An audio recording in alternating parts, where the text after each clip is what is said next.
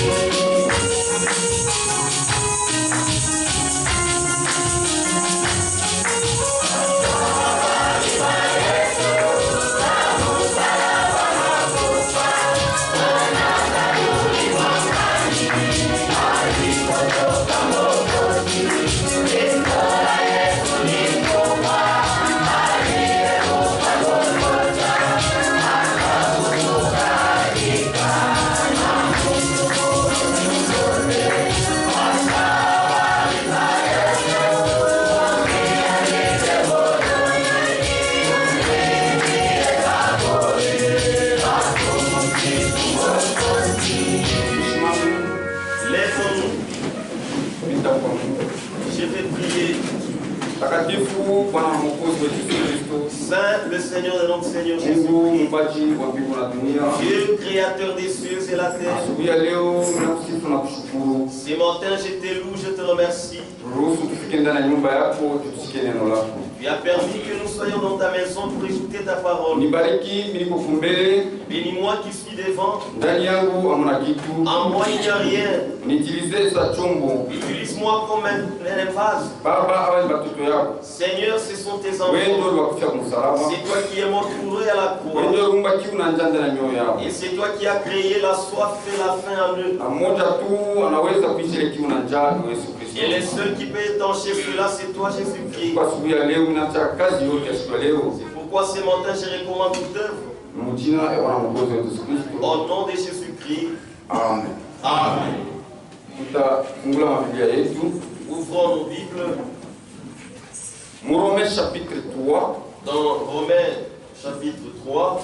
Verset 3 jusqu'à 4.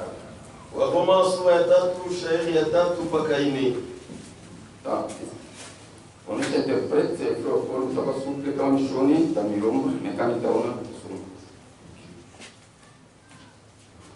verset 3. Et quoi? Si quelques-uns n'ont pas cru, leur incrédulité anéantira-t-elle la fidélité de Dieu? Loin de là. Que Dieu au contraire soit reconnu pour vrai et tout homme pour menteur. C'est là qu'il est écrit afin que tu sois trouvé juste dans tes paroles et que tu triomphes lorsqu'on te juge. Mungu abariki. Munaweza kukaa. Asubuhi ya leo Mungu wetu ni mwema. Ce matin, notre Dieu est bon. Mtu eko mbaya sana. L'homme est tellement mauvais. C'est pourquoi Mungu Dieu ashikupenda kupatia vitu vingine responsabilité ma mtu. Il n'a pas voulu donner la responsabilité de quelque chose à l'homme. Parce que hali ya mtu ni hali iko mbaya sana. Parce que la nature de l'homme est tellement mauvaise. Regardez, si Dieu pouvait donner la responsabilité du soleil à l'homme, ou qu'il a chargé la responsabilité de l'eau à l'homme, ou soit qu'il donne la responsabilité de la pluie à l'homme. Si tu m'offenses, je ne vais pas éclairer. Si tu m'offenses, je ne vais pas pleuvoir la pluie dans le champ. Si tu m'offenses, je ne te donnerai pas de l'eau. C'est pourquoi Dieu a vu que dans toutes choses, il faudrait que lui-même prenne la responsabilité. Regardez aujourd'hui. La régie des eaux prend juste un peu d'eau dans la rivière. Mais s'il t'amène la facture, tu ne sais même pas payer cela. Voilà la nature de l'homme. Si tu prends l'énergie dans l'eau de Dieu, mais quand il t'envoie le courant et il t'amène la facture, vous verrez que vous ne saurez même pas payer cette facture. Et en fin de compte, il viendra te terroriser afin qu'il coupe. C'est pourquoi Dieu est compatissant. Il fait pleuvoir la pluie au bon et au mauvais. Il lève son soleil aux justes et les mauvais. Il donne toutes choses bonnes aux mauvais et aux méchants. Donc, notre Dieu est tellement bon. L'homme, sa nature est mauvaise. C'est pourquoi pour que l'homme soit bon, il faut qu'il croie Jésus-Christ. Que Dieu vous bénisse. Par la grâce de Dieu. Aujourd'hui, nous allons traiter le thème intitulé l'incrédulité n'arrête pas Dieu. Que Dieu vous bénisse. L'incrédulité n'arrête pas Dieu. Que Dieu vous bénisse richement. Ton incrédulité ne peut pas arrêter le programme de Dieu. Que Dieu vous bénisse. L'apôtre Paul dit ceci. Si quelques-uns parmi vous ne croient pas, est-ce qu'ils peuvent arrêter les plans de Dieu? Loin de là. La réponse est que Kamwe.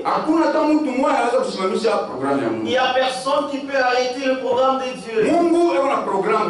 Dieu a son programme. Dieu a son plan.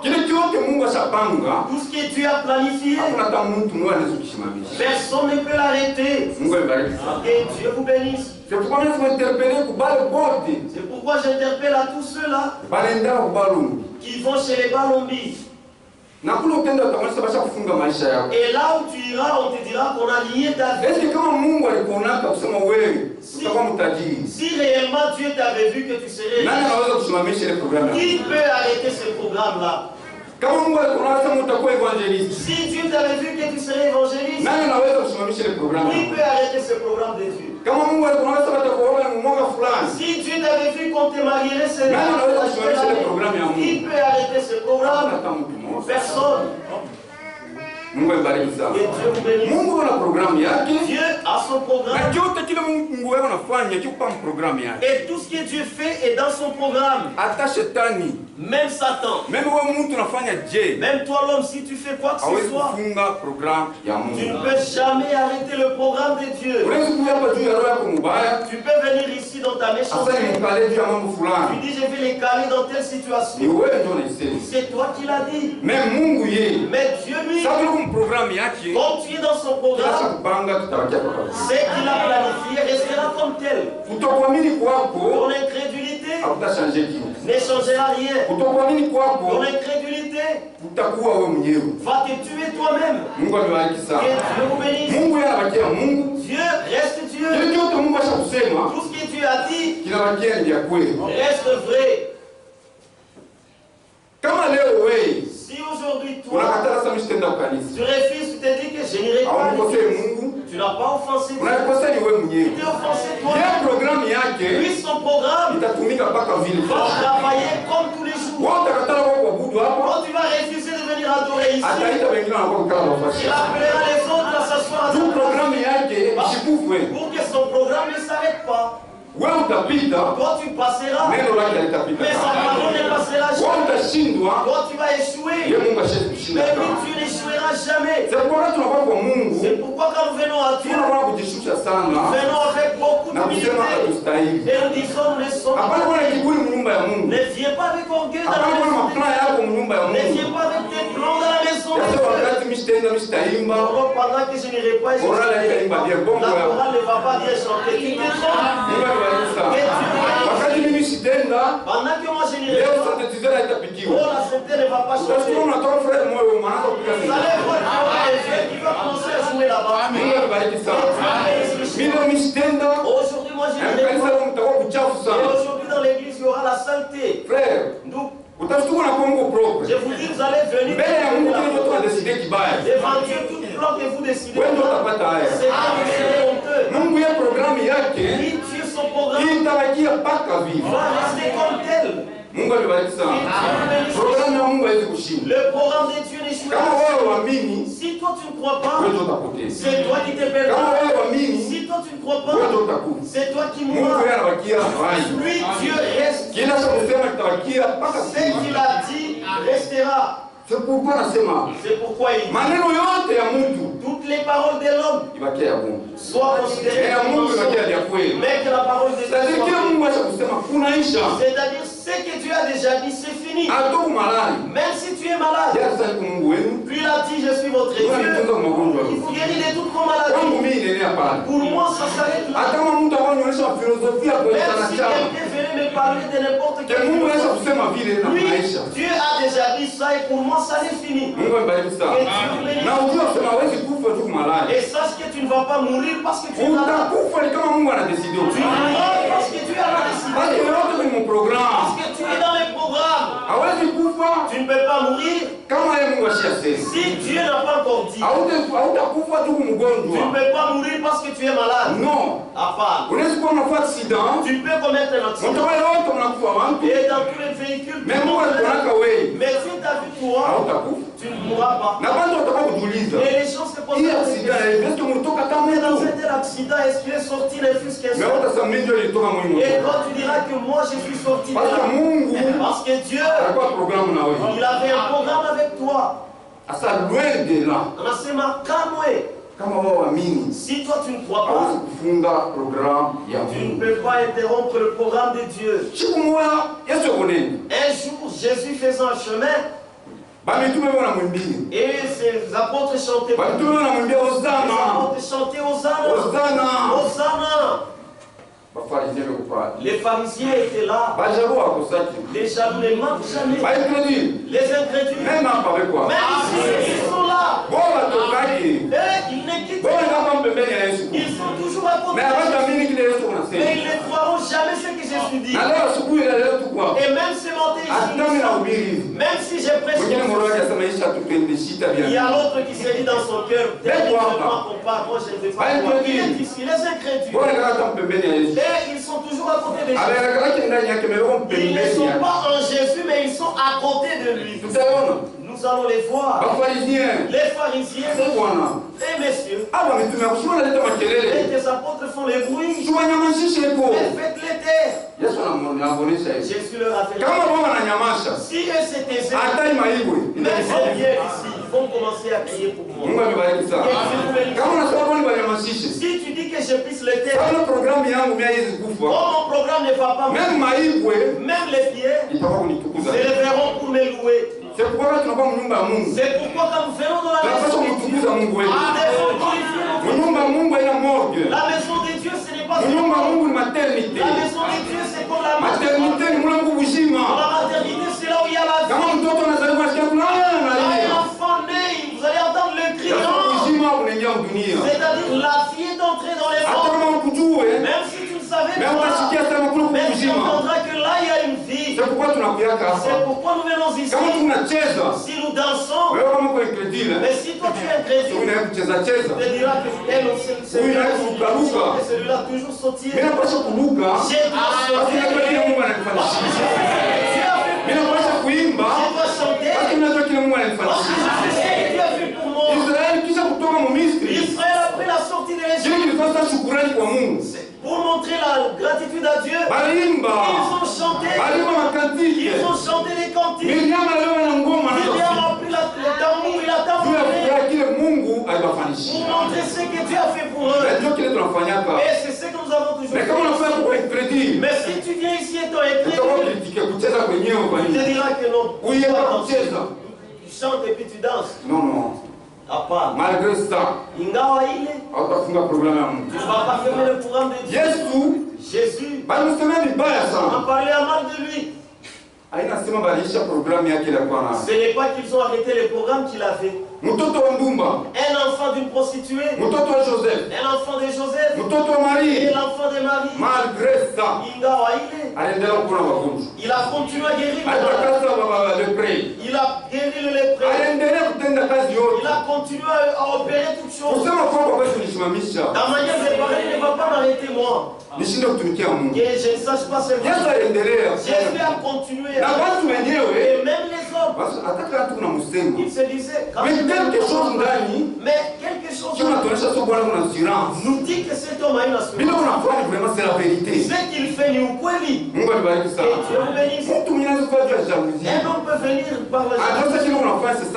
Il voit que ce que tu fais là, c'est ça. Ce que tu crois, Dieu ukweli. Mais pour la jalousie, comment ça se montre? Toi, ne recule pas. Parce que notre Jésus n'a pas reculé. L'homme, il a toujours été. Son travail, c'est de faire reculer l'œuvre de Dieu. Mais moi, je sais que si je suis de Dieu, je ne peux jamais reculer. Moi, je l'ai de l'avant. Je ne suis pas les premiers à le dire. Même notre Jésus. On a parlé à Manu. Mais ils n'ont pas arrêté le programme de Dieu. Il a continué à ressusciter les morts. Il a continué à guérir les malades. Et à eux, il s'est condamné. Et ça, quand bien nous parlons dans sa présence, mais à côté, c'est là qu'ils vont parler de nos maîtres. Celui-là, quand bien même on en parle, il est chrétien. Mais nous le décourageons. Mais celui-ci, c'est un chrétien. Il parle de ce. Lorsque vous entendrez ce qu'ils sont de sois sûr de ce que tu es. Si tu sais que tu es enfant de Dieu, tu es déjà quel que soit tout ce que les gens disent, toi crois que moi, je suis un enfant de Dieu. Et il n'y a aucune parole qui peut me décourager de ne pas servir Dieu. Que Dieu nous bénisse tous les jours. Sois ton poste de devoir. C'est là où tu es assis. Si Dieu venait pour te bénir, il viendra te chercher à ton poste de devoir. On disait, j'ai une couronne qui m'est réservée. Tout ce que tu fais ici, tu ne le fais pas en vain. Est-ce que tu seras couronné? Mais ne sois pas incrédule. Crois. Que Dieu vous bénisse. L'incrédulité, c'est ça même le péché. Le péché, c'est l'incrédulité. Zambi ni kutokuamini. L'incrédulité n'a pas commencé. L'incrédulité a commencé depuis les jardins d'Éden. Ce n'est pas le péché qui a précédé.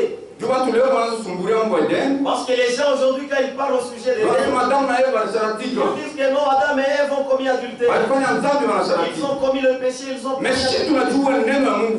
Mais nous connaissons très bien la parole de Dieu. Que le péché, l'incrédulité est venu avant. C'est-à-dire, commettre l'adultère est venu après. Ce qui a précédé, c'était briser la loi.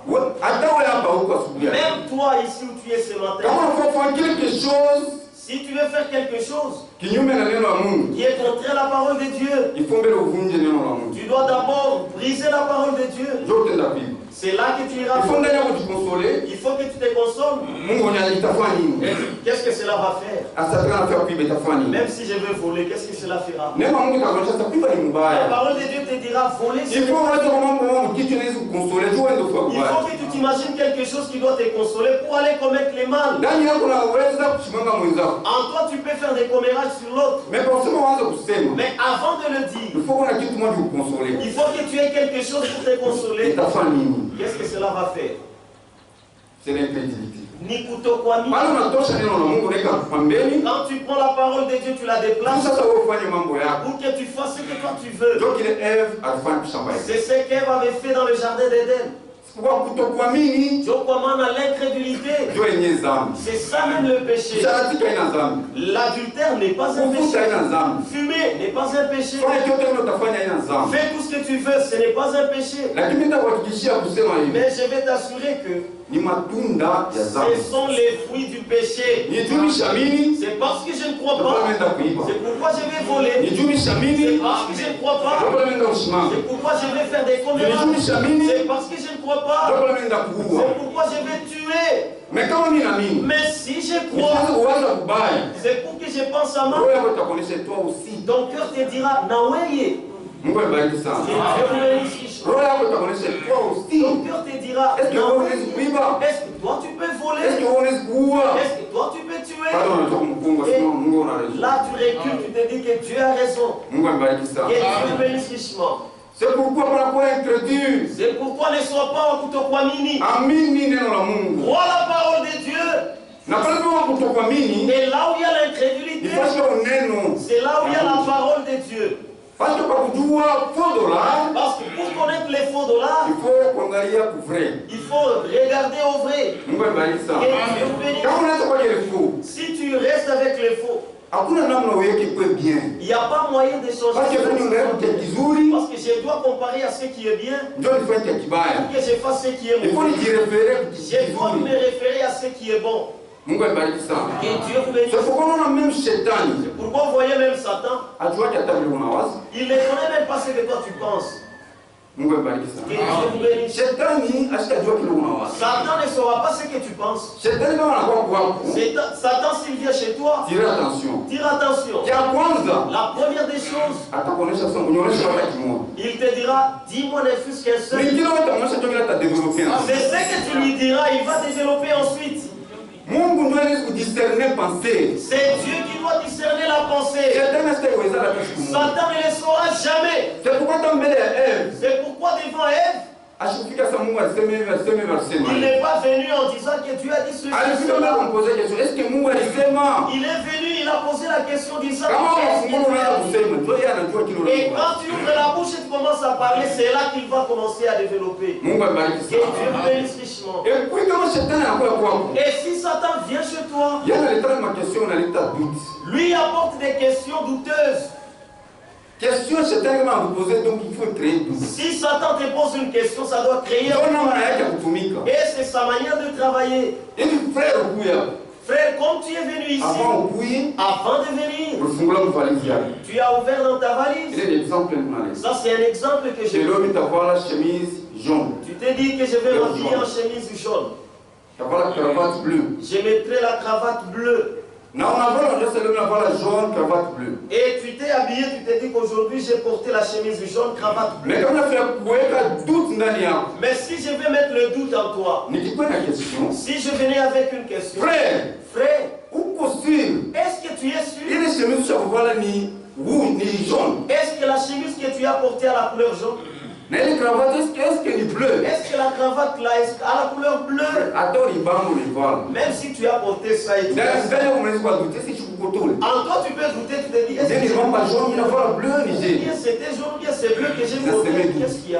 Déjà c'est un et ce que tu feras en premier, tu vas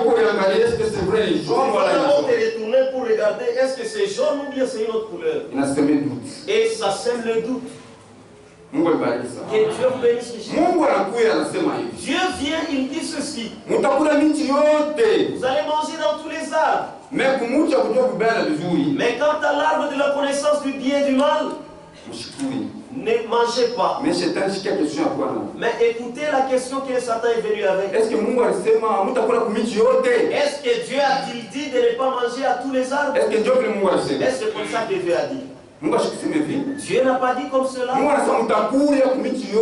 dit vous mangerez dans tous les arbres du jardin. Mais quant à l'arbre de la connaissance du bien et du mal, ça ne mangez pas. Mais Satan vient avec une question perdue qui sème le doute dans l'homme. Et quand Satan vient te poser la question, il ne faut pas vouloir l'expliquer. Si tu veux l'expliquer, il va t'avoir. Toi, va loin. La parole de Dieu dans la bouche de Satan, c'est un mensonge. Que Dieu vous bénisse.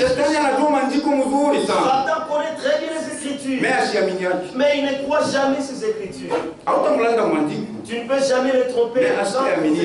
Mais il ne peut jamais les croire. Que Dieu vous bénisse. Lisons un tout petit peu.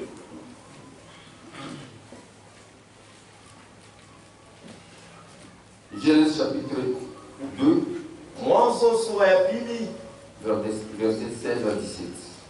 shairi ya 16 mpaka 17.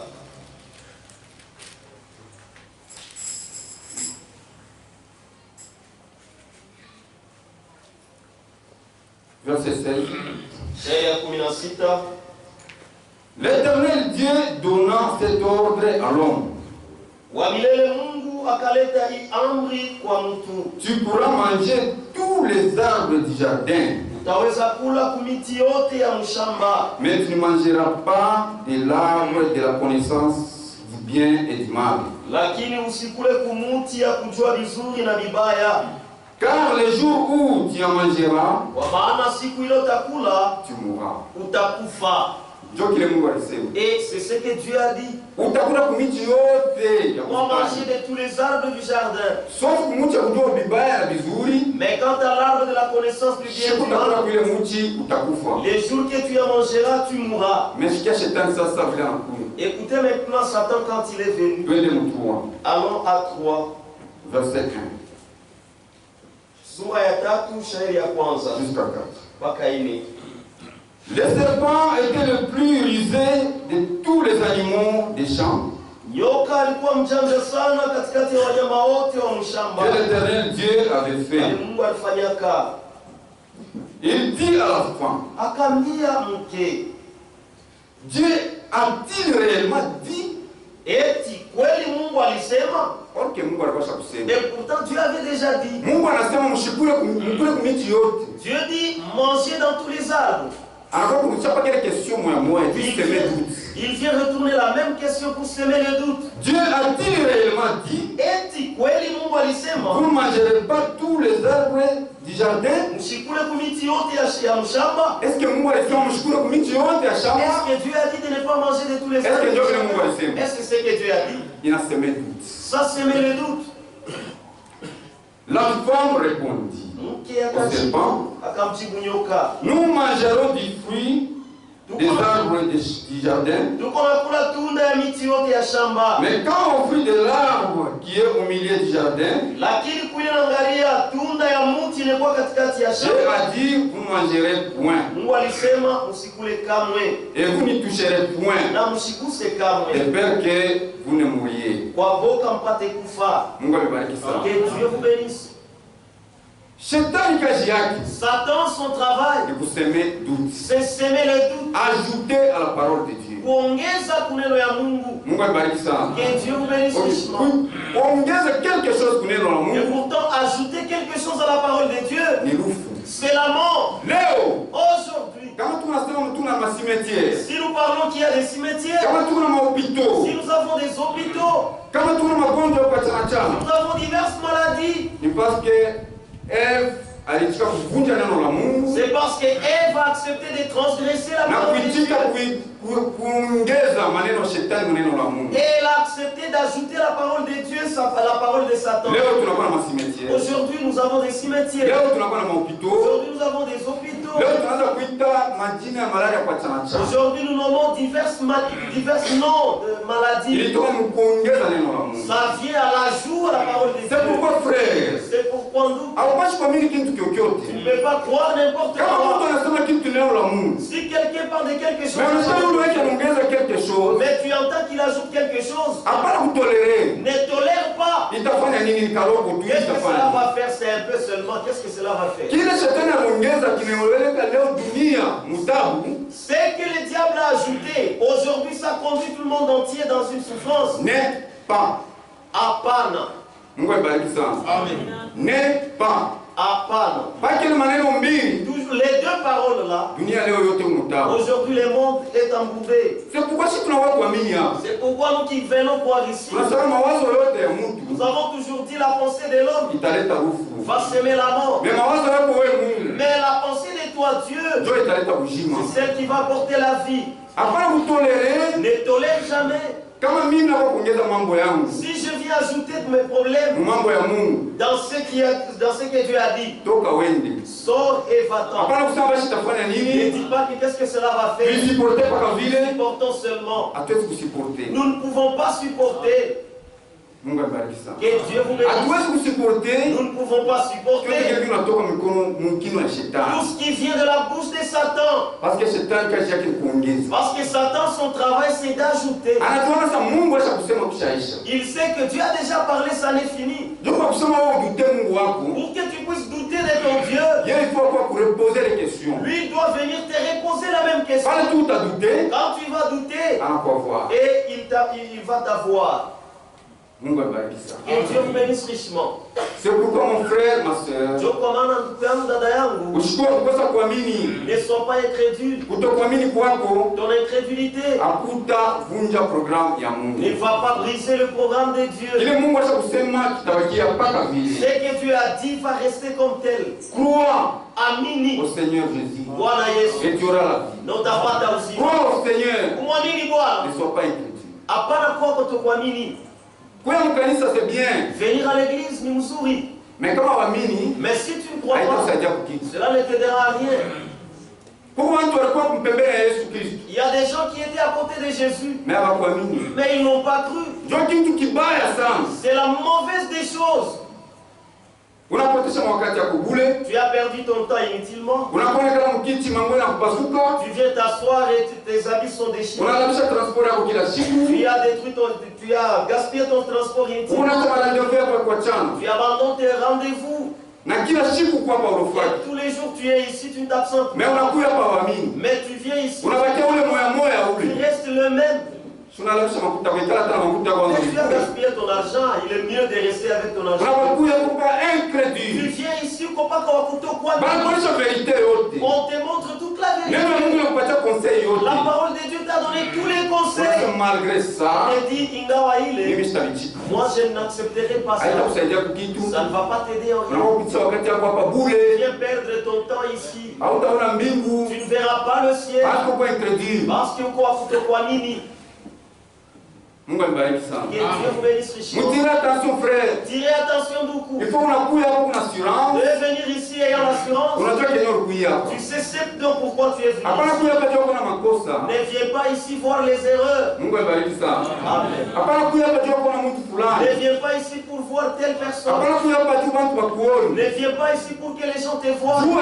Il faut savoir c'est donc pourquoi tu viens ici. Tu ne viens pas perdre ton temps ici.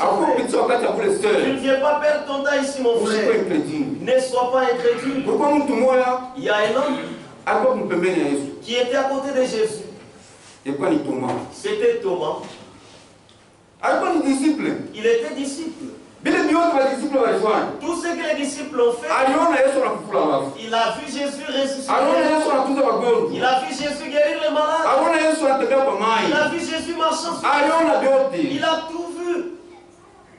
Mais quand Jésus a dit je vais mourir, et il a vu Jésus mourir, il a vu qu'on a dépouillé Jésus, il a vu comment on a flagellé Jésus, il a vu comment on l'a couronné de vie, il a vu comment il a été assis à ses côtés, et on a percé ses mains, et on a percé ses pieds. Maintenant, un jour, Jésus étant ressuscité, il n'a pas su croire que Jésus avait dit je vais mourir. Tirez attention quand tu parles. Jésus parlait, tout le monde entendait. Moi je vais mourir.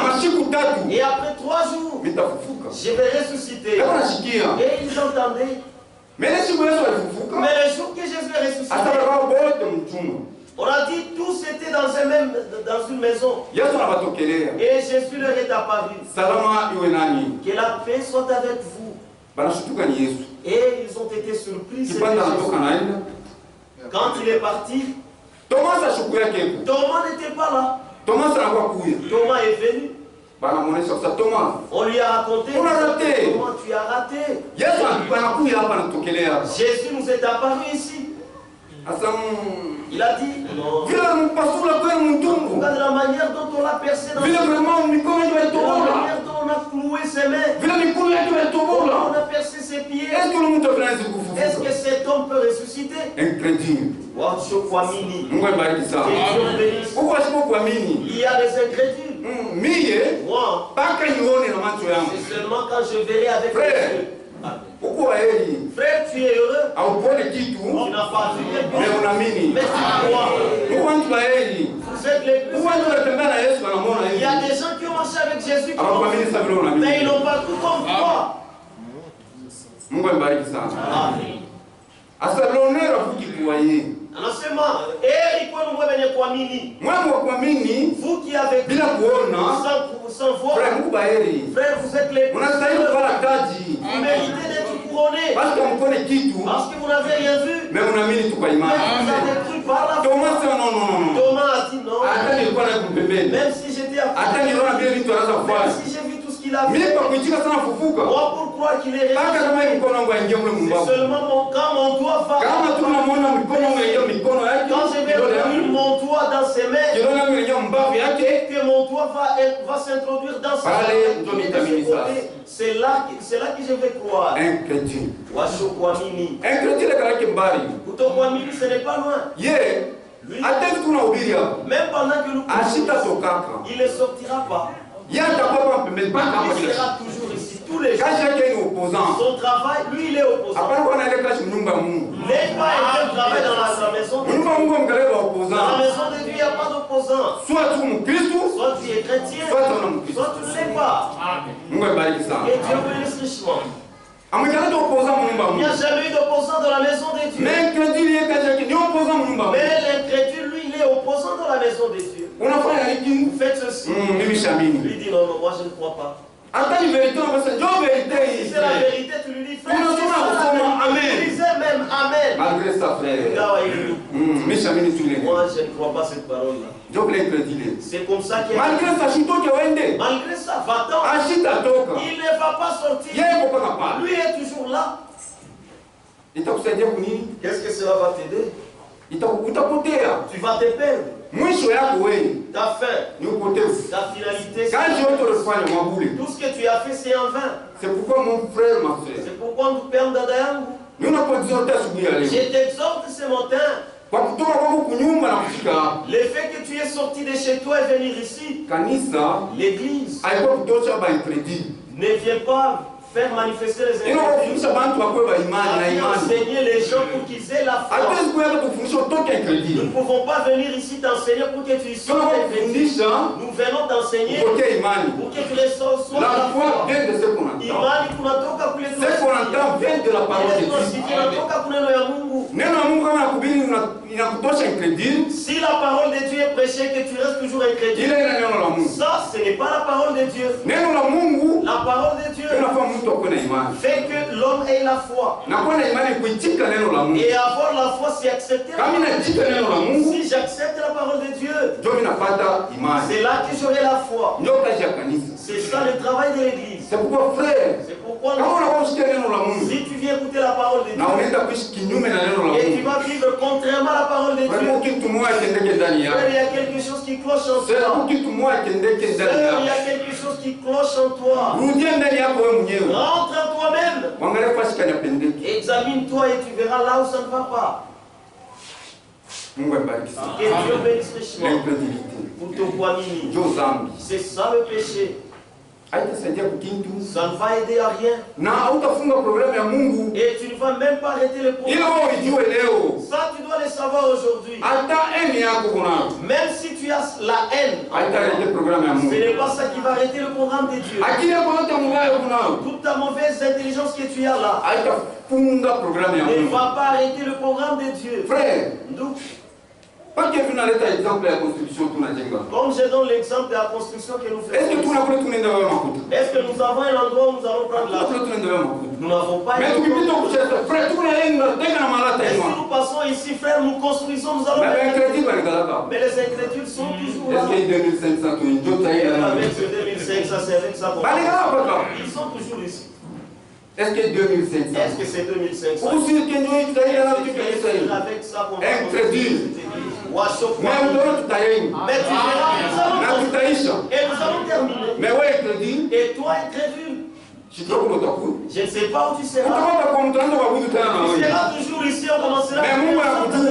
Mais Dieu te connaît. Et toi, tu es incrédule. Tu es incrédule. Opposant. Et tu te dis même que moi, je ne voyais pas qu'il faut dans la maison de Dieu. Moi, je ne vais même pas contribuer. Même si tu verras tu ne vas pas arrêter le programme. Ce n'est pas le 2500 que nous... Avec le 2500 que nous avons demandé, nous avons là-bas. 2500 tunaleta. Toujours avec les 2500 que nous avons. Les graviers, il y en a déjà. C'est parce que le véhicule n'a pas su traverser la mais c'est ça. Les graviers est là déjà. Sable, les sables est déjà là. Ciment, les ciments, il y en a déjà. Les ferrons, il y en a. L'administrateur m'a dit, les poutres sont déjà prêts. Et ils étaient en train de faire les ferraillages. Mais moi, un crédit. Tu n'apportes pas ton 2500. Honte à toi. Et forcément, si c'était ça ta pensée, non, moi je sais pas les autres vont apporter. Merci, mais vous allez voir les. Toi, tu ne vas pas arrêter le programme de Dieu. L'incrédule est toujours ici. Lui, il est toujours opposant. Wakupinganisha. Que Dieu vous bénisse. Je prends cet exemple parce que je sais qu'il y a des gens qui ont une telle pensée. Mais les enfants de Dieu, leur foi en eux, malgré 2500, non, c'est 2500. Si aujourd'hui j'apporte 2500, les lendemains 2500, on va acheter les briques et on va construire. Et c'est vrai. Nous voyons comment les enfants de Dieu s'empressent pour faire l'œuvre de Dieu. Parce que tu es dans le programme de Dieu. Celui qui n'apporte pas n'est pas dans le programme de Dieu. Frère, Dieu t'a tellement aimé, toi. Au retour, qu'est-ce que tu vas faire pour lui? Dieu n'est pas venu mourir pour les anges. Pour l'amour que Dieu nous a fait, ce n'était pas pour les anges qu'il est venu. Il est venu mourir pour toi. C'est parce qu'il t'aime, toi, homme. Aujourd'hui, pendant que nous parlons, les anges appellent Batumishi Amungu. On les appelle les serviteurs. Mais toi et moi, ma fille, mon fils, mais c'est quel privilège que tu as eu devant Dieu. Les anges là au ciel, Dieu lui dit, tu es serviteur. Mais mon fils et pour ma fille. Maintenant au retour, qu'est-ce que tu vas faire pour lui? Et pourquoi vas-tu rester incrédule? Regardez cet amour que Dieu a manifesté. Il a abandonné le ciel. Il a abandonné la gloire. Il a abandonné l'honneur pendant que les gens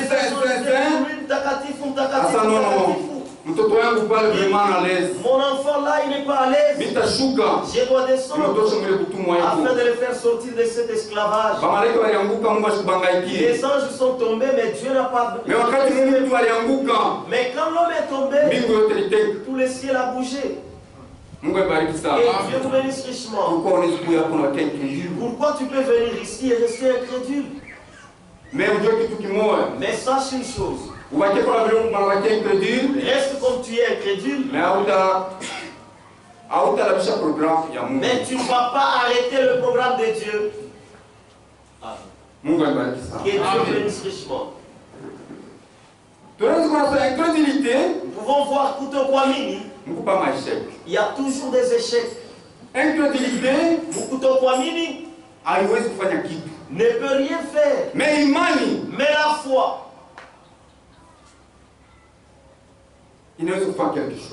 la foi peut faire quelque chose. Nous avons vu dans la foi Joshua, il a arrêté le soleil. Dans la foi Élie, il a parlé. Si ce n'est pas ma parole, et il ne va plus pleuvoir pendant 3 ans et 6 mois. Et il n'a pas plu. Dans l'incrédulité, il n'y a pas la force. Mais dans la foi, il y a la force, il y a la puissance. Dans la foi, même si on te dit qu'on va te fusiller demain, si je crois que demain je ne mourrai pas, tu ne vas pas mourir. Mais dans l'incrédulité, il n'y a pas la vertu. C'est pourquoi ça ne va pas t'aider en rien.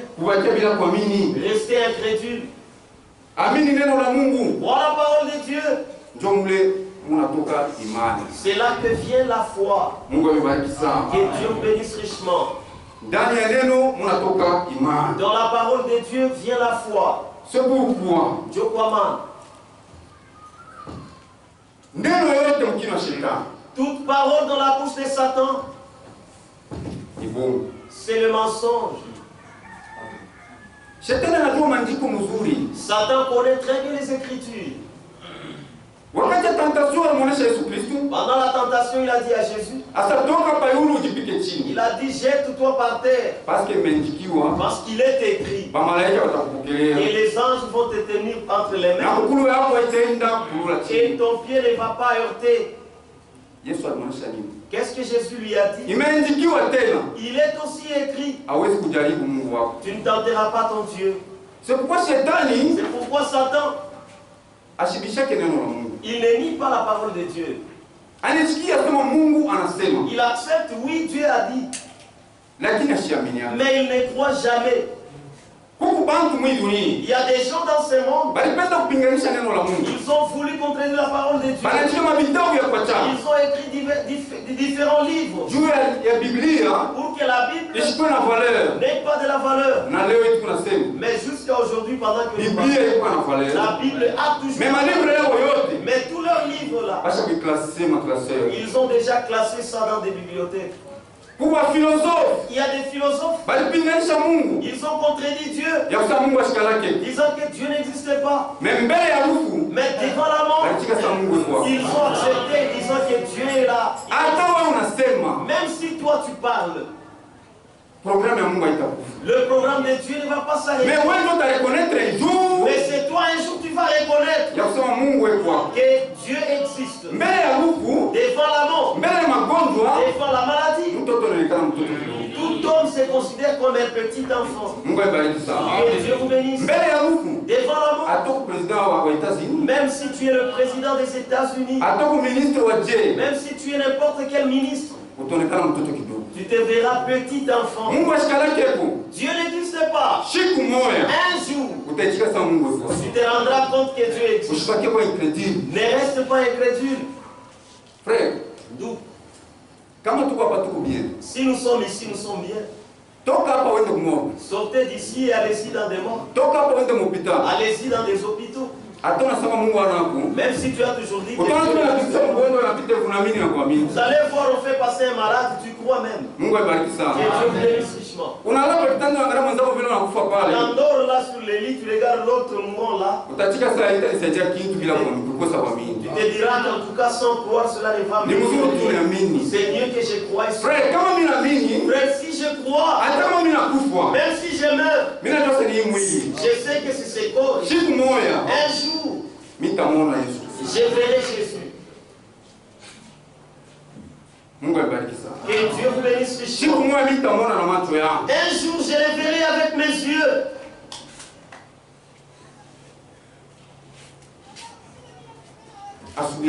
Ce matin, nous sommes venus écouter la parole de Dieu.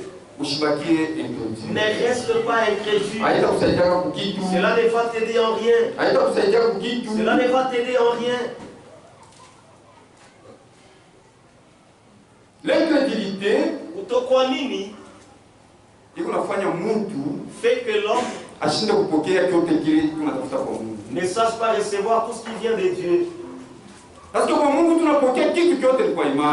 chez Dieu, nous recevons toutes choses par la foi. Si tu demandes à Dieu, la première des choses que tu dois dire,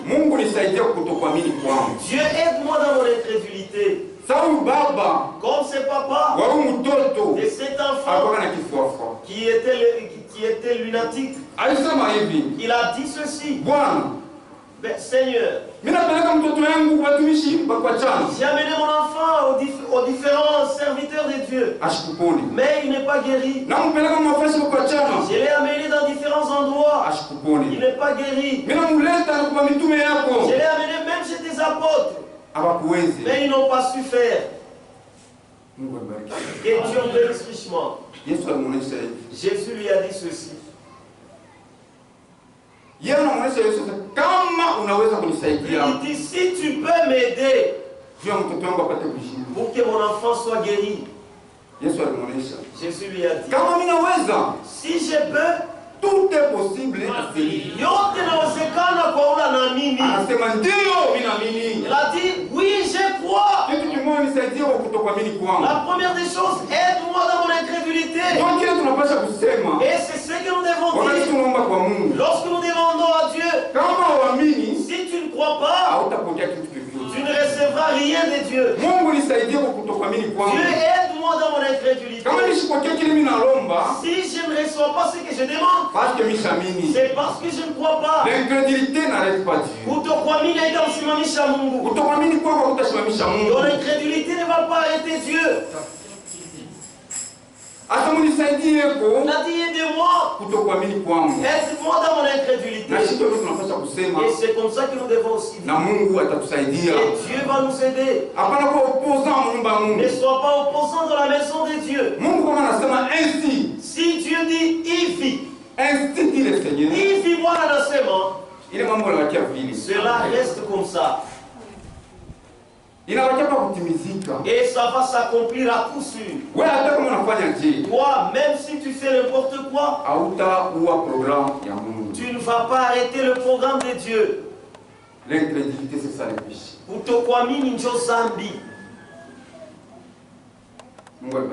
Que Dieu vous bénisse richement. Mon frère, ma soeur, ce matin, tu n'es pas venu ici perdre ton temps. Tu es venu ici pour que Dieu t'aide.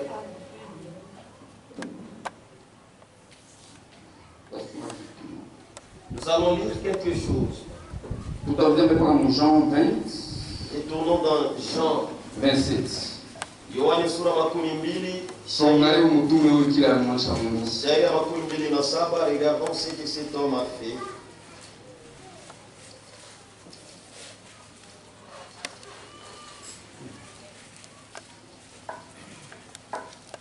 Jean 20, 27. Yohane sura ya makumi mbili, shairi ya makumi mbili na saba. C'est Thomas. Nous en avons parlé, mais lisons maintenant.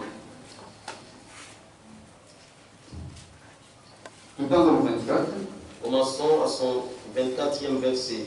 Paul, je vais vous signaler, frère. Thomas s'appelait Didyme. Thomas mwenye kuitwa Didyme. L'un des 12 n'était pas avec eux lorsque Jésus vint. Mmoja wa 12 asikuwepo pamoja nao wakati Yesu akaja. Les autres disciples lui dirent donc, wafasi wengine wakamwambia basi, nous avons vu le Seigneur. Tulimwona Bwana. Mais il est, lakini akawaambia, si je ne vois dans ses mains kama mishono mikono yake la marque des clous, chapa ya msumari, et si je ne mets mon doigt dans la marque des clous, na kama mishweke kilole yangu mwile chapa ya msumari yake, et si je ne mets ma main dans son côté, na kama mishweke kilole yangu mbavu yake, je ne croirai point. Misitamini kamwe. Sitamini kamwe. Je ne croirai point. Kama kilole yangu hii, si mon doigt ici aingie mbavu yake, n'entre pas dans ses côtes. Kama kilole yangu, si mon doigt aingie mikono yake mule walitwanga misumari, n'entre pas dans la marque de ses mains, misitamini, je ne croirai pas. 8 jours après, les disciples de Jésus étaient de nouveau dans la maison. Et Thomas se trouvait avec eux. Jésus vint. Les portes étant fermées, se présentant au milieu d'eux et dit, la paix soit avec vous.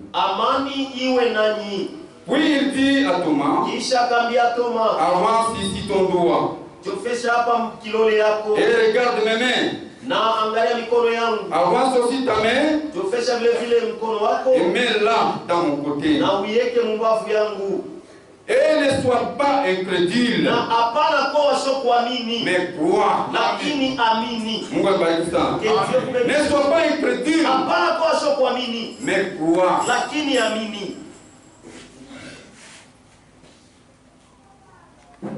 Thomas lui répondit, mon Seigneur et mon Dieu. Jésus lui dit, parce que tu m'as vu, tu cru. Unaamini. Mais heureux ceux qui n'ont pas vu et qui ont cru. Amen. Que Dieu vous bénisse richement. C'est pourquoi les amours ça. Donc comme j'ai dit que vous êtes les plus heureux. Parce que vous ne voyez rien. Mais vous avez cru. Vous êtes les gens heureux. Ne sois pas incrédule. Il dit que c'est seulement quand je verrai, c'est alors que je vais accepter. La parole de Dieu, si elle est sortie, elle te dit ce que tu dois faire. Ce que toi tu dois faire, c'est quoi? Ne raisonne pas avec la parole de Dieu. Si tu raisonnes avec la parole de Dieu, tu es incrédule. La parole de Dieu, on la croit. On ne raisonne pas sur la parole de Dieu. Heureux ceux-là qui ont cru sans pour autant voir. Il ne faut pas contester la parole de Dieu. Il y a un officier du roi. Lui avait contesté contre le prophète Élisée. Mais il y a de mauvaises choses qui lui est arrivées. Pourquoi? Parce qu'il a contesté à ce que Dieu a dit. Il ne faut pas contester ce que Dieu a dit. Si c'est la vérité, roi, accepte. Roi, si c'est une fausseté, rejette. Parce qu'il a dit que toutes les paroles de l'homme sont vraies, mais que les paroles de Dieu soient vraies. Si tu as écouté la parole de l'homme ici, mets ça de côté. Mais si c'est la parole de Dieu, il ne faut pas contester avec. Tu vas mourir. Et Dieu vous bénisse. Si tu contestes la parole de Dieu, tu mourras. Les mauvaises choses vont arriver. Mais crois, si c'est la parole de Dieu. Si c'est la parole de l'homme, rejette. Samarie. Il était un certain moment qu'on l'a encerclé par des Syriens. Et il y a eu une grande famine. Jusqu'à tel point. Jusqu'au point où ils commencèrent à manger leurs enfants. Aujourd'hui, mangeons mon enfant. Demain, nous allons manger ton enfant. Il y avait une grande famine. Un jour, le roi marchait sur la muraille. Une femme lui a dit: roi, aide-moi. Il a dit: avec quoi vais-je t'aider? De la même manière que tu vois, c'est comme ça que les choses sont. Que dis-tu?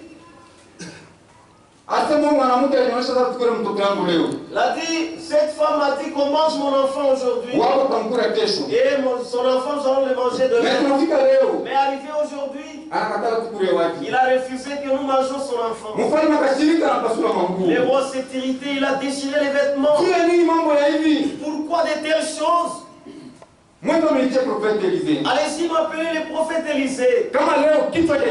Si aujourd'hui sa tête n'est pas décapitée, je ne suis pas le roi. Il envoya ses messagers. Allez-y m'appeler le prophète Élisée. Et le prophète Élisée est venu. Il a dit ceci: ainsi dit le Seigneur. Il vit moi nasema. Quel jour? Demain. À cette même heure. Nous pouvons mettre ça en francs congolais. Le seau de farine aura un prix de 1000 francs. Le sac de farine sera à 2000 francs. Mais pourquoi un officier du roi? Mais il est venu un officier du roi. Il était le bras droit du roi. Il s'est levé. Il a dit ce problème. Et tu dis, même si Dieu ouvre les écluses des cieux, cela ne se fera jamais. Nous sommes encerclés. Nous ne sortons pas pour aller vendre. Nous ne sortons pas pour aller acheter. Comment est-ce que la farine va baisser des prix? Comment manger vont se faire voir? Le prophète Élisée lui a dit: Quand tu as contesté la parole de Dieu, tu verras ces histoires-là avec tes yeux. Mais tu ne vas pas manger à cela. Et Dieu vous bénisse richement. Contester la parole de Dieu, Dieu va te laisser voir ces choses-là arriver. Mais tu ne vas pas y entrer. Et tu ne vas même pas goûter à ça. Le prophète Élisée lui a dit, comme tu as refusé, il vivra l'enseignement. Tu verras ce que mais tu ne vas pas mourir maintenant. Mais tu ne vas pas manger. Paul, aidez-moi à lire là-bas. Wafalme wa pili.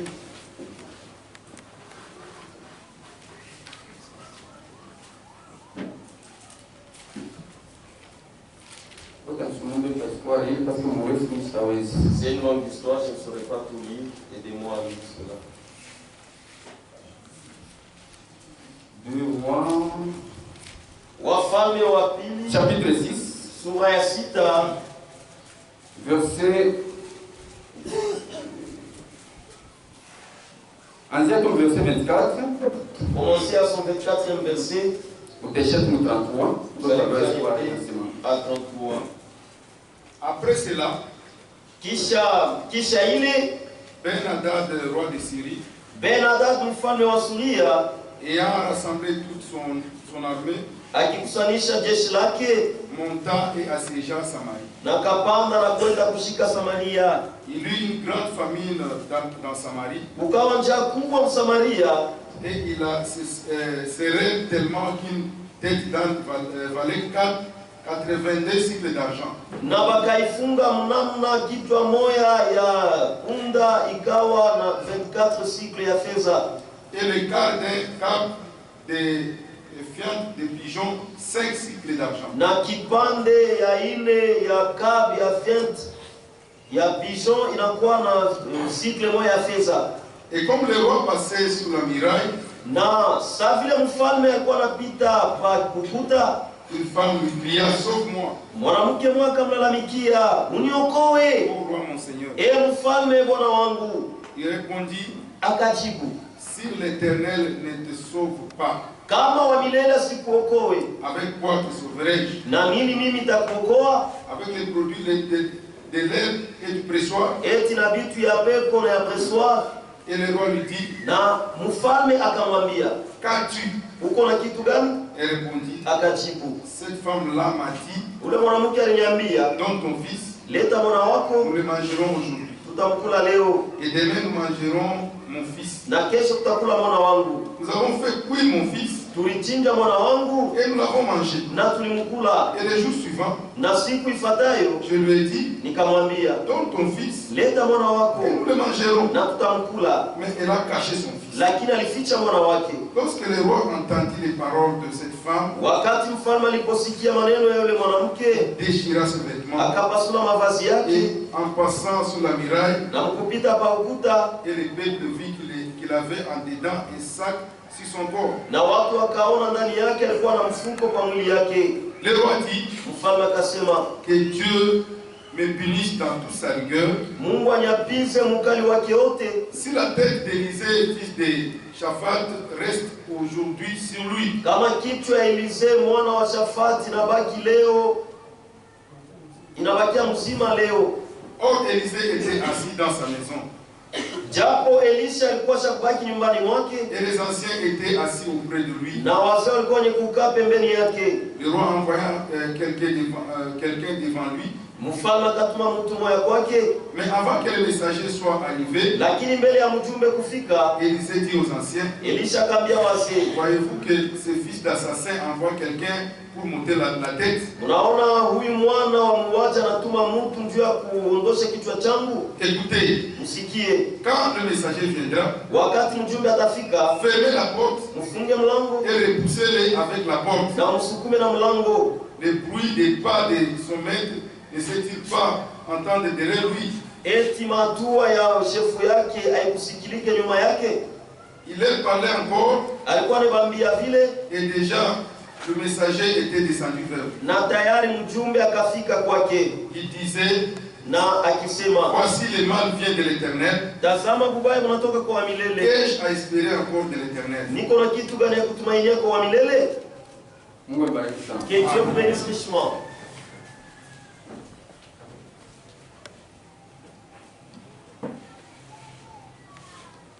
Ça m'était dans le 7. Maintenant, Élisée a parcouru.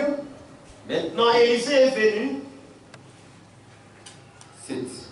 Élisée dit, Elisha akasema, écoutez la parole de l'Éternel. Sikieni neno la milele. Ainsi parle l'Éternel. Hivi wa milele anasema, demain, kesho à 7 heures, Mwisa on aura une mesure de fleur de farine utapata kipimo ya bunga pour un cycle juu ya fedha moya et 2 mesures d'orge na vipimo mbili ya orge pour un cycle juu ya fedha moya et 2 mesures d'orge pour un cycle na vipimo mbili ya mafuta juu ya fedha à moya la porte de Samarie. kumlango wa Samaria. L'officier sur la main duquel s'appuyait le roi répondit. Yule ofisier ule alikuya akitegemea mfalme akajibu. À l'homme de Dieu. Akamjibu mtu wa Mungu. Quand l'Éternel ferait de fenêtres au ciel, wakati wa milele atafanya madirisha kumbingu, pareille chose arrivera-t-elle? Kitu kia hivi eti kitafika? Et Élisée dit, na Elisha akasema, tu le verras de tes yeux, utaiona na macho yako, mais tu n'en mangeras point. lakini hautakula kamwe. Mungu abariki sana. Que Dieu bénisse richement. Sasa sasa unapinganisha neno la Mungu. Il a dit, quand tu contestes la parole de Dieu, utaona ile mambo na macho yako, tu verras ces choses-là avec tes yeux, lakini hautaikulia. mais tu n'en mangeras pas. Nini ile bitikana? Qu'est-ce qui s'est passé? Bien que Samarie wakosha kushungurika kwa C'est vrai, Syrie. la Samarie était assujettie. Hakuna moyen. Par les Syriens, il n'y avait pas moyen. Watoto ya Israeli watoke nenda waone chakula. Et les enfants de Samarie sortent pour aller chercher à manger. Bende wauzishe. Qu'ils aillent vendre. Beko kwa mle ndani. Ils étaient toujours Ma là. provision walikuwa nayo wanakuwa Et inaisha. toute la provision qu'ils avaient était terminée. Sasa wakati profeta Elisée Mais là, quand le prophète Élisée anakuwa kusema kesho est venu dire que demain, mtauza vitu vyote moins cher. vous allez acheter toutes choses à moins cher. Kwa imani Frère, la foi hii dunia ni majimu. dans ce monde, c'est la folie. Mungu abariki Et sana. Dieu vous bénisse. Parce que c'est une forme d'assurance. Kwa sababu ni hakikisho ya imara, lisons cela. Hébreu 11. Waibrania sura ya 11. Imani kwa hii dunia ni majimu. La foi dans ce monde, c'est une folie.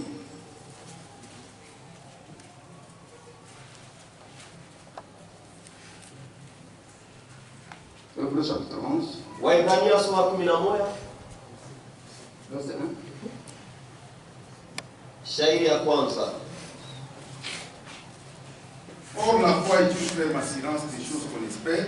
Japo imani ni tumaini ya imara ya vitu vile tunatumainia. Une démonstration de ce qu'on ne voit pas. Kionyesho ya vitu bila tuone. Pour l'avoir possédé, Juu ya kuishika, les anciens ont obtenu un témoignage favorable. watu wa zamani walipata ushuhuda ile na stahili. Tunasimamia hapa. Pouvez-vous arrêter là?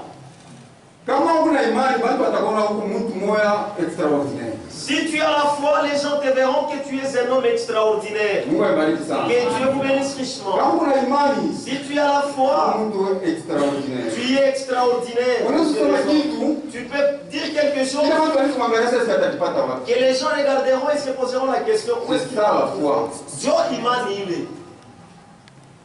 Imani ni kitu unatumaini unawaza ukipata, La foi, c'est quelque chose que tu penses lakini avoir, hauwezi ukipata quelque part. mais tu ne penses pas avoir ça quelque part. Imani ni pale hapana kitu, La foi, c'est là où il n'y a rien, lakini pakuwe kitu. mais qu'il y ait quelque chose. C'est ça la foi. Dieu imani. Asema vitawezekana tu je? Il a dit, comment sera cela possible? Tuko encerclés. Nous sommes encerclés. Hivi vitu tutaviza vitatokea wapi? Ces choses-là, on les acheter, ça viendra d'où? Frère, Mungu hapana kumulimite. Frère, il ne faut jamais limiter Dieu. Chaque fois mimi nasemanga hivi. Chaque fois, j'ai toujours dit, Lomba chote tunapenda kwa Mungu. demande tout ce que tu veux chez Dieu. Hapana weka mpaka. Il ne faut pas mettre une limite.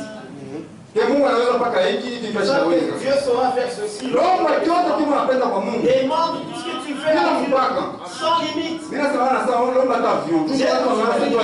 Demande même l'avion parce que les gens considèrent que ça c'est vraiment. Dieu va te le donner. Ne te pose pas la question comment sera cela. Ne pose pas la question. Dieu reste Dieu. Il crée. Il est la solution.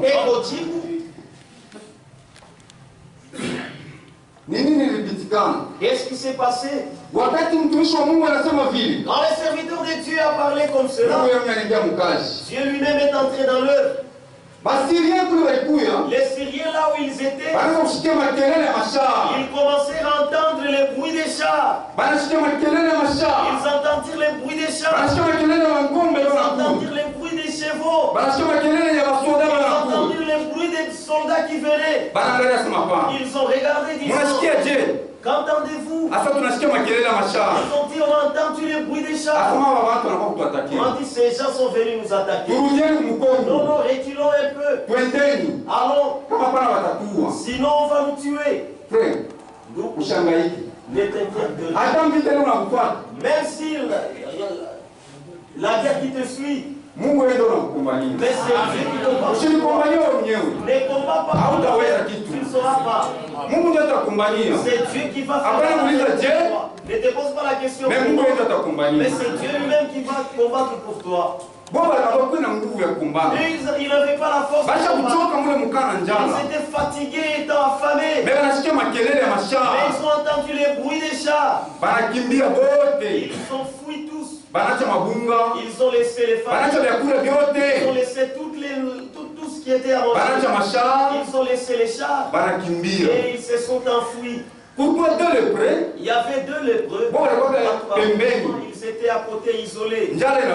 Et ils étaient affamés tellement.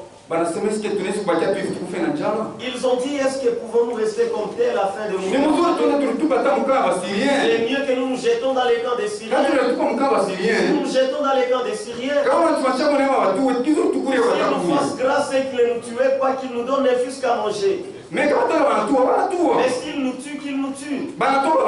Et ils sont partis. Ils se sont jetés dans ces camps. Ils n'ont trouvé personne. Et Dieu bénisse. C'est comme ça que Dieu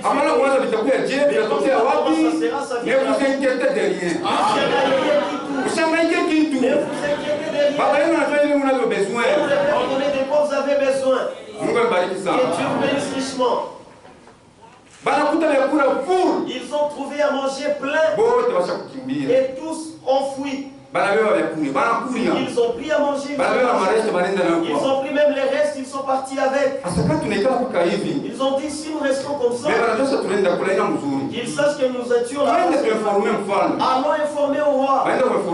Ils sont partis informer le roi. Nous sommes entrés dans les camps des Syriens. On a trouvé, il n'y a personne. Il y a beaucoup à manger là. Le roi a dit, c'est comme ça. Il envoya les espions pour aller espionner. Ils sont allés arriver là-bas, ils ont trouvé que c'était vrai. Ces gens qui ont fui, et ont entendu le bruit des chars, mais il n'y avait pas de chars. Et c'est ça que Dieu a dit. Toi, tu ne vois pas.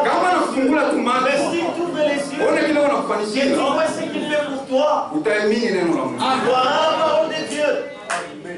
Que Dieu vous bénisse. Et ils n'ont pas vu. Mais Dieu a combattu pour eux. Il y avait.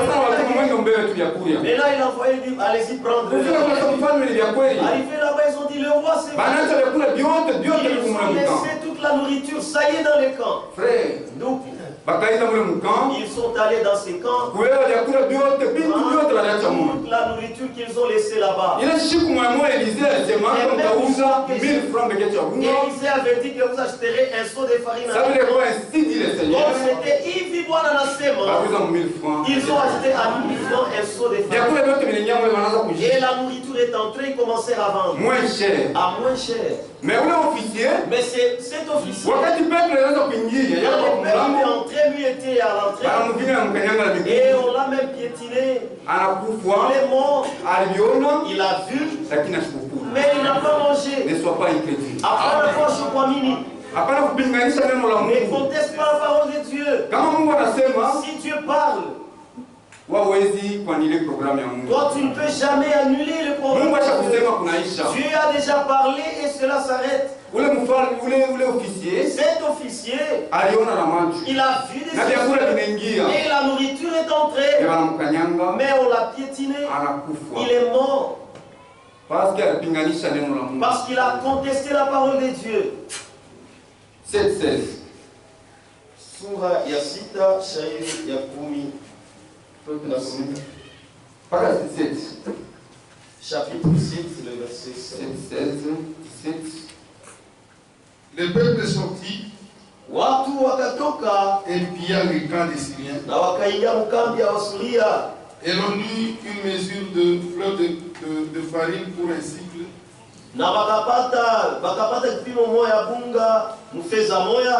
Et 2 mesures d'orge pour un cycle. Na kipimo ya mafuta juu ya feza moya. C'est la parole de l'Éternel. Kufuatana na neno ya wamilele.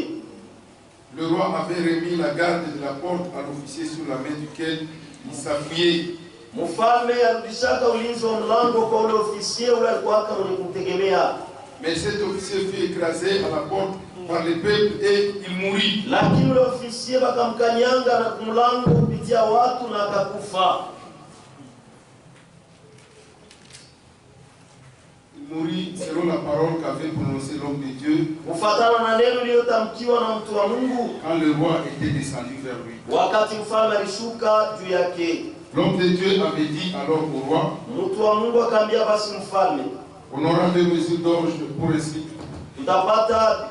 Mutapata vipimo 2 ya mafuta juu ya feza moja. Et 1 mesure de fleur de farine pour un cycle. Na kipimo ya bunga juu ya feza moja. Demain à 7 heures à la porte de Samarie. Kesho mwisa mlango wa Samaria. Et l'officier avait répondu à l'homme de Dieu. Na yule officier alijibu mtu wa Mungu. Quand l'Éternel ferait des fenêtres au ciel, hata wakati wa milele atafungua madirisha ya mbingu, pareille chose arriverait-elle? Kitu kia hivi kitaweza kufika? Et Élisée avait dit, na Elisha alisemaka, tu le verras de tes yeux, utaiona na macho yako, mais tu n'en mangeras point. Lakini hautakula kamwe. C'est en effet de ce qui lui arriva. Na ni kwa kweli ndio ile ilimfikia. Il fut écrasé à la porte par le peuple. Akakanyaga kumikulu na watu. Et il mourut. Naye akakufa. Mungu abariki sana. Que Dieu vous bénisse richement. Ne sois pas incrédule. Hapana kwa kuamini. Amini neno la Mungu. Voilà la parole de Dieu. Kama Mungu anasema kunaishi. Si Dieu dit et cela se fait. Quel que soit le watu watasema. Dans ce que les hommes peuvent dire. Haitaannuler programme ya Mungu. Ne va pas annuler le programme de Dieu. Noé. Le prophète Noé. Nabi Noah. Alipata message. Il a reçu le message. Ya kujenga safina. De construire l'arche. Frère, il faut avoir la imani. Frère, il faut avoir la foi. Wakati ile ujumbe ilifika, Mungu anasema. Quand ce message est arrivé que Dieu a dit. Noé hakurezoner na neno la Mungu. Noé n'a pas raisonné avec Dieu. Alianza mara moja kutumika kazi ya kujenga. Directement, il est entré dans l'œuvre, il commença à travailler. Mais wakati alizojenga safina. Mais quand il construisait l'arche, les incrédules étaient toujours à côté de lui. Cet homme, comment vous le considérez? Mais c'est la folie. Si nous regardons là-haut, est-ce qu'il y a la pluie? Il y aura la pluie? Comme le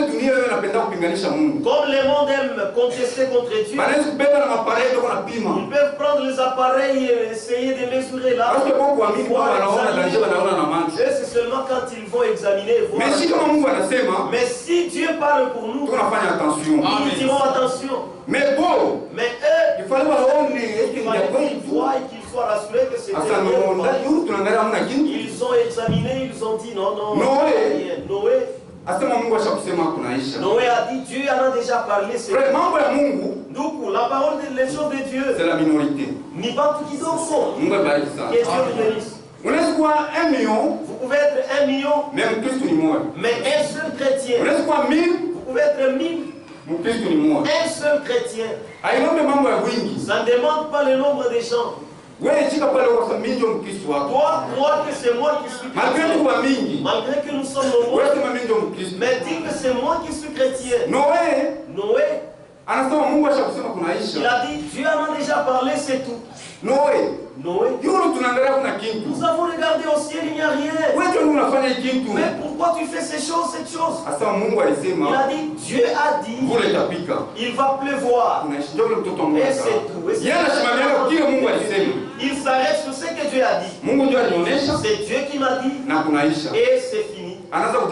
Et il commence à construire l'arche. De la même manière que je venais de dire, les incrédules pouvaient venir même l'aider à clouer. Et ils pouvaient apporter même les bois.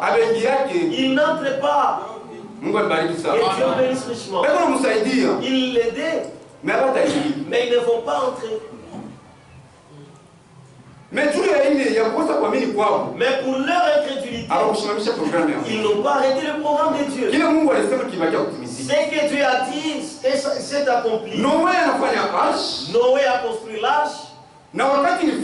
Et quand l'heure est arrivée, il a plu. Et dans toute la ville, il n'y avait que 8 personnes qui étaient entrées. Tous les autres qui étaient incrédules, ils n'ont pas pris la parole. Et ils n'ont pas fait que le programme de Dieu ne soit pas accompli. Il a plu, le déluge est tombé. Et tous sont morts. C'est pourquoi ton incrédulité ne va pas arrêter le programme de Dieu. Ton incrédulité ne fera pas que les plans de Dieu ne soient pas accomplis.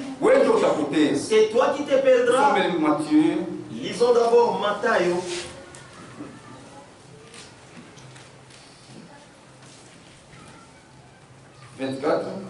Matthieu sura makumi mbili na nne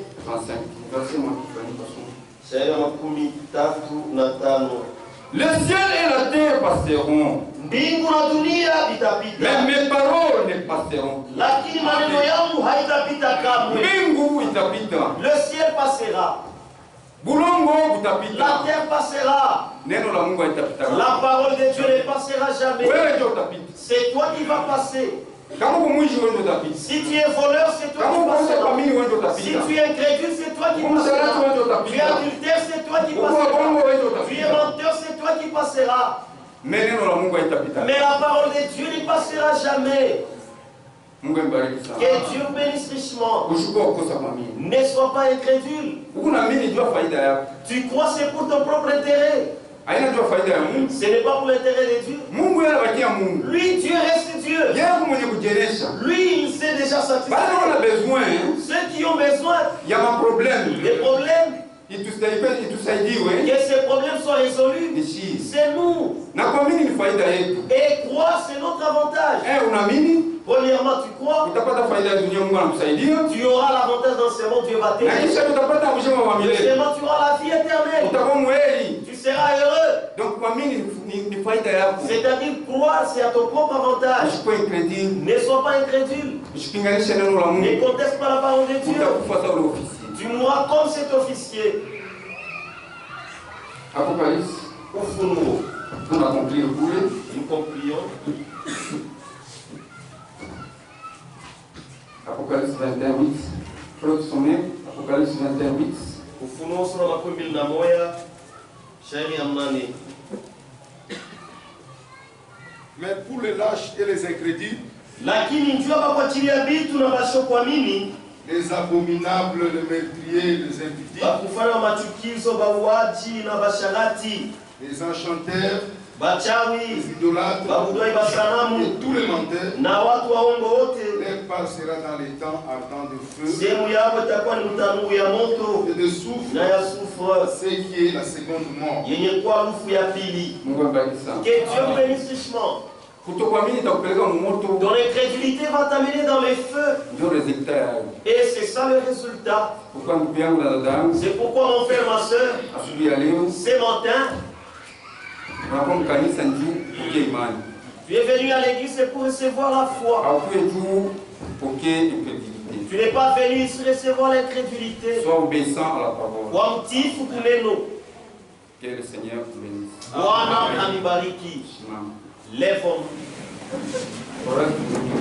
Que la Torah nous entende un canto.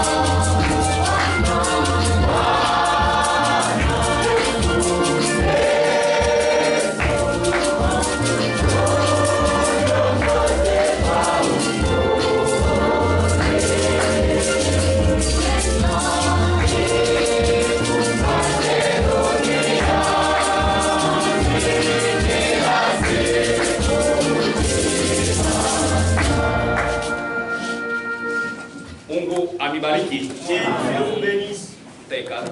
Assoyons-nous. Ni nani anaitika Bwana wetu Yesu Kristo kwa Bwana na Mwokozi wake wa pekee? Qui accepte le Seigneur Jésus-Christ, qu'il soit son sauveur personnel. Ndugu wala dada, Du côté des frères et du côté des sœurs, tunatoka kusikia sauti ya Mungu ya Mungu sana. nous venons d'écouter une bonne parole de Dieu Ile iko natuonyesha qui nous montre kutokuamini kwako ton incrédulité, kamwe haiwezi kumsimamisha Mungu que wetu. ton incrédulité ne va pas régler notre Dieu. Ndugu dada, Mon frère, ma soeur, nani anaamini? qui croit, Hapana kusikia haya n'aie pas honte. kama uko katikati yetu, Si tu es parmi nous, na leo iko ni siku yako Mungu alikupatia. et aujourd'hui c'est un jour que Dieu t'a donné, Kesho haujui ni nini ile itakufikia. demain tu ne sais pas ce qui peut Hapana arriver. kufunga moyo wako. N'endurcis pas ton cœur.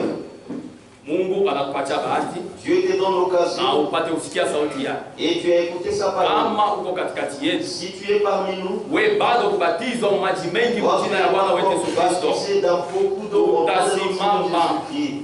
Tiens-toi debout, utasimama na utachoka kumbele. lève-toi et avance ici. Kisha washemashi wataenda kubatiza. Après quoi les diacres vont t'accompagner aux eaux des baptêmes. Karibu dada, karibu ndugu, Oui frères, oui sœurs, approchez. tuko na kuchunga. Nous vous attendons. Ndugu, hapana kufunga moyo wako. Frère, n'endurcis pas ton cœur. Haujui kile kitakufikia kisha hata kutoka hapa Tu ne sais pas ce qui peut t'arriver juste après avoir sorti de ces lieux. mbele ya Mungu. Devant Dieu, Hauna na kile utaenda kumwonyesha. tu n'as rien à lui présenter. Unatoka kusikia sauti yake. Parce que tu viens d'écouter sa Na parole. kwa kitu kimoja kinasemezana na wewe moyo wako hiyo wakati kisha ukusikia sauti yake. Et il y a ce qui te parle dans ton cœur juste Kama après. wewe unafunga moyo wako, Et si toi tu endurcis ton cœur, unajiweka mwatari. tu te places dans le Hii danger. dunia aina yako, Ce monde ici n'est dunia pas toi. iko napita na mambo yake yote Ce monde itapita. va passer avec Ni tout ce mpaka bazar. ule alimwamini Bwana wetu Yesu Kristo, C'est seulement celui qui a ndio ule ataishi milele. C'est bien lui qui vivra éternellement. Ndugu na dada, Mon frère, ma soeur, tuko na kungoja. nous t'attendons. Korali takutumia mwimbo kidogo. Que la chorale nous entonne un cantique.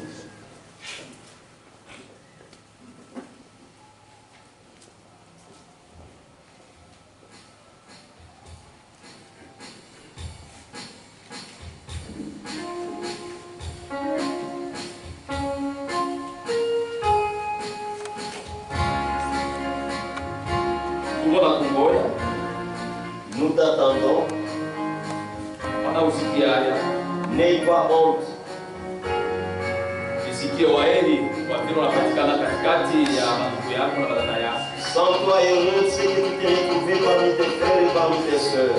Na kama unamwitika Bwana wetu Yesu Kristo, Et si tu acceptes le Seigneur Jésus-Christ, maisha yako yote itakuwa ya kubarikiwa.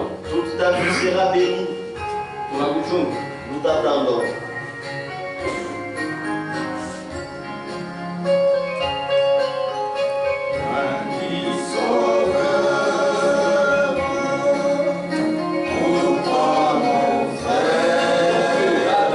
Mon frère, ma soeur, Inaweza kuingiana ndani ya nini?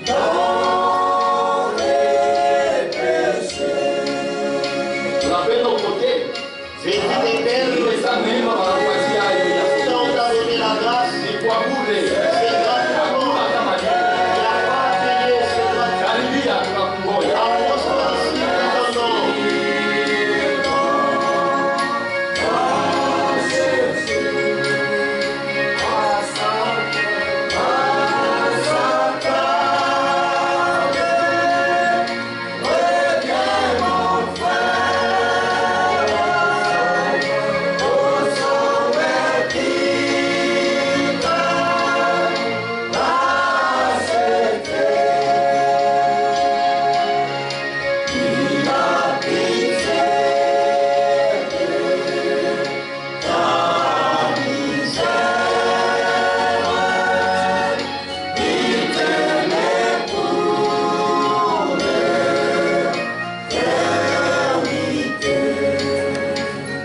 Chez wote tulishakuamini.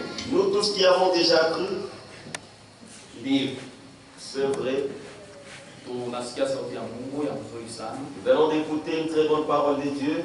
Ile Mungu alikuwa anapenda juu yetu. Ce que Dieu fait de nous, Ni raha yake. c'est son bonheur pour chacun de nous. Nous venons ici non par habitude. Et là où Dieu venait de parler au sujet de l'incrédulité, il sait ce qui ne va pas parmi nous. Toi-même dans ton cœur, tu le sais. Jamais tu ne peux te tromper. Nous ne pouvons pas rester ici comme des pharisiens. Oui, paraître seulement de l'extérieur, mais intérieurement, il y a encore l'incrédulité. C'est vrai, nous te verrons, tu es un bon frère, une bonne sœur. Et pourtant, toi, tu te connais parfaitement comment tu es. C'est pourquoi Dieu venait de parler avec toi. Avant de prier, que chacun de nous s'examine du fond de lui. Nous ne venons pas ici jouer à la religieuse. C'est monde, oui, ça va passer. Et nous voyons beaucoup de choses. Chacun de nous est témoin. Mon frère, ma soeur, il n'y a plus de temps. Que chacun de nous soit conscient et qu'il se retourne dans la et aller loin de tout. Parce que tu peux te surprendre à tout moment. Je crois maman est habituée. Aujourd'hui, Dieu pourquoi restes-tu dans cette condition d'incrédulité? Et pourtant, toi, tu ne crois pas jusqu'à aujourd'hui. Lèvons-nous.